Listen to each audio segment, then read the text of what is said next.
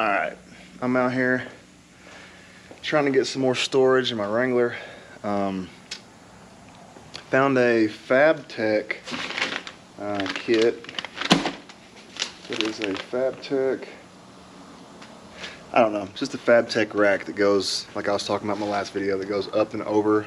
So yeah, I bought the Fabtech rack. I think it was on eBay, open box, scratch and dent. It was under 200 bucks. And when I got it, this is basically how the box looked. It was, the guy set one of the pieces in the plastic on top of the box on my porch, but basically this is it. It's just a cage. It's kind of, it is scratched and dented up.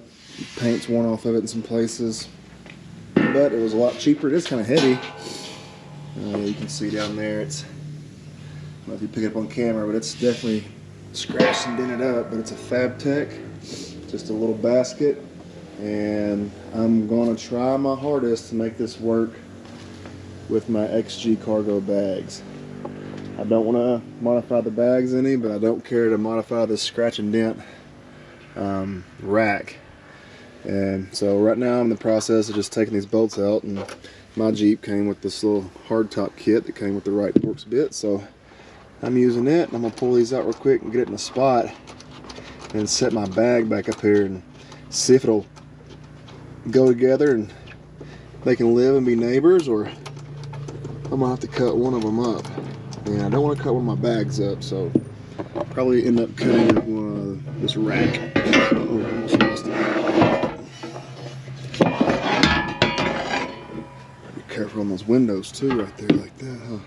Alright, so it's hard for me to put this bag up in there and hold the camera. I don't really have a good spot or a tall tripod right now, but I think it's going to work. The only thing hitting is this bar here on this edge is too wide to fit in here. So I'm thinking that, I don't know, I'm thinking that I can notch it here and open this. I may have to notch it here a little bit, maybe, I don't know, but there's no turning back now. I feel like I really want to make this bag work, so that's what I'm going to focus on right now. So I'm going to get me a mark here and here, unbolt this thing, and go over and... Alright, there was no absolute way I could notch this and the bag to fit. What I did was I marked where the rack was and put the bag back in. The bag hung all the way down to here. So that means I would have to cut it right here,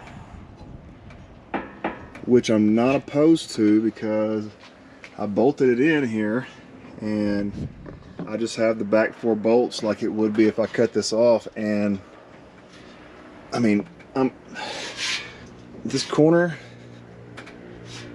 I think if I run a piece of angle there, a small piece of angle, I can get away with just cutting this right here off. But what I'm going to be putting up there, I'm gonna live with it. Do I recommend someone else do it? Probably not. I don't think you should cut your rack up. I'm cutting this one up because I got it scratch and dent, and I want all my stuff in here. I want my bags, I want this rack. The rack's actually not bad. I thought I was going to have to redo my fridge, but I can actually still get in and out of it, so I'm not mad at that. I don't want to put a fridge slide in here no more, so I'm not always going to have this thing in here. I don't always go camping this thing, but I do like this rack in my bag, so I'm going to risk it for the biscuit, and I'm going to cut both these ends off here.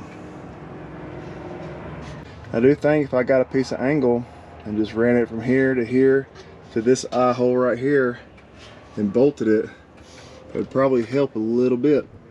I'm with it. Oh my gosh, I almost killed myself on this angle grinder. Yeah, I'm with it. Let me get on this. Whew. Yeah, no regrets on that at all. I cut both sides. I got this bag in. I like it because it doesn't move as much anymore, because it's kind of, up against where I cut, but it's back in its position. And you can see here, I just basically cut that whole piece that came up here, and I'm not sad about it at all.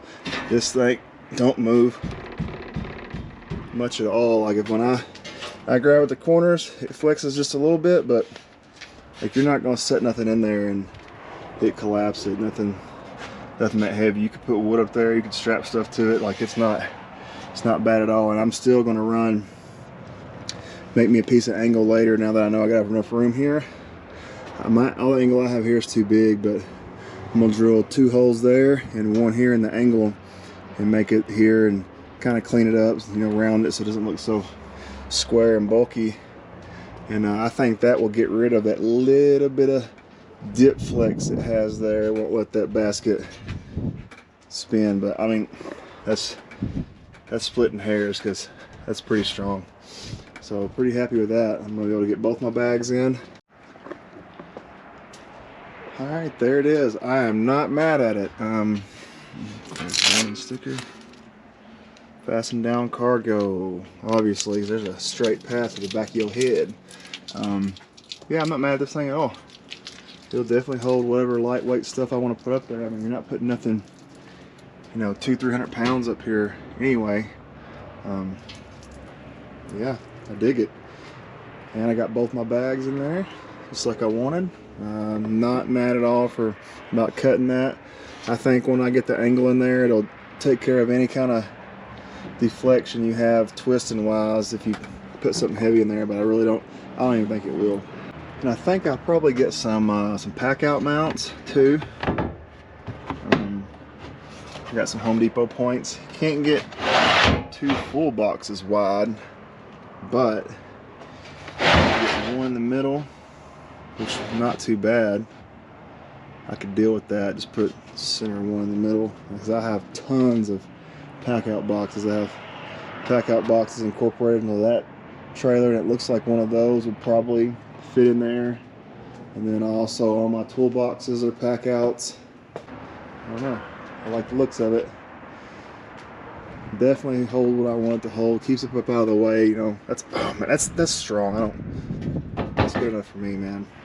I also plan on putting a switch panel, something back here, and throwing some rock lights probably up here, so when I turn them on, I'm back here, it doesn't blind me, and maybe 1 or 2 up here. That way you can just illuminates the whole back. I think that'd be pretty sick. I'm gonna get off here, and I also forgot to mention that I got my Grand Cherokee out. Yeah, I got my Grand Cherokee out. Got it, tires aired up. Somebody's gonna come look at it. I don't use it much. I built it a couple years ago. It's got Dana 44s from Rubicon, JK Rubicon axles, chromoly shafts, tons of crap done to it. Just kind of at the end. We're at the end of each other. That's about as far as I'm bored with it, I guess is what I'm trying to say. So have a guy coming maybe tonight or in the morning with a clean TJ, and he may be possibly looking into trading for that. And if he does, we're gonna do a stretch TJ ton build on this channel. I've been looking for something to a little more than the JL to build on. Didn't really have the editing skills or the video skills or the cameras whenever I built that Jeep to put it on YouTube or whatnot, but I'm gonna get something. Not sure what I'm gonna get yet, but it's definitely gonna be a 4-wheel drive off-road type deal. And I've also got my F-150 to do. I'm gonna twin turbo that. Have all the parts and everything. Just need the weather to warm up just a little bit so I can back this thing in here and be able to work the door open. And after that, it's probably gonna be on to the Corvette.